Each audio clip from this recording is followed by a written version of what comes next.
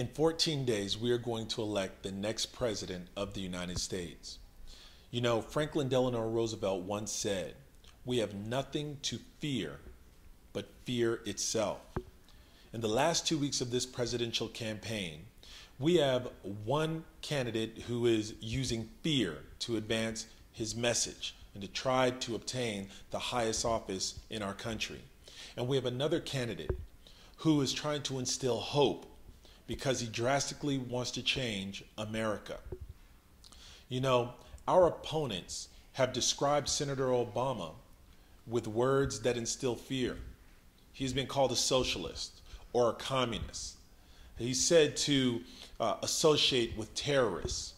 Our opponents are hoping that you don't think, or that you don't read, or that you don't have common sense. But just based on hearing a certain word, that you will be afraid and you will change your vote or you won't vote. Right now, we need a president who instills hope, not fear, in order to persuade us to be the best that we can possibly be. Our country right now is going through some tough times, and we need someone who challenges us. We need someone who brings out the best in us, not someone who uses fear to paralyze us. We need a president who, through his words, challenges us to look at the next great step of our society.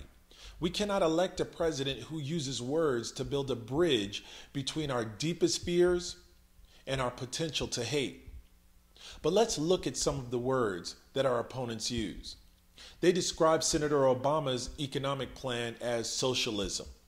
But if you think and if you read, if you have common sense, when you simply go to a dictionary or an economics book and you look up the word socialism, socialism exists when a government owns the means of production in a country and takes away the economic power of its citizens.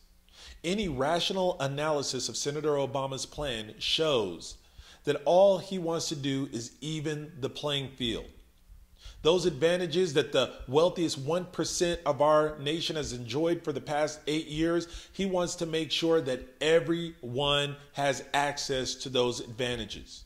He's not taking away your freedom to choose, your freedom of voluntary exchange. He's not taking away your ability to own private property, to own your business or own your home.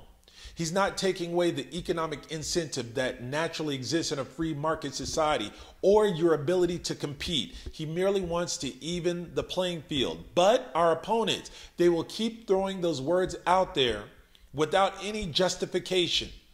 Socialism, communism, terrorists. But what we need you to do is we need you to think. We need you to read. Go to Senator Obama's website and read his economic plan. When he speaks, listen to his economic plan. Then go get an economics book and open it up and read it. And see for yourself that what Senator Obama is proposing is a far cry from socialism.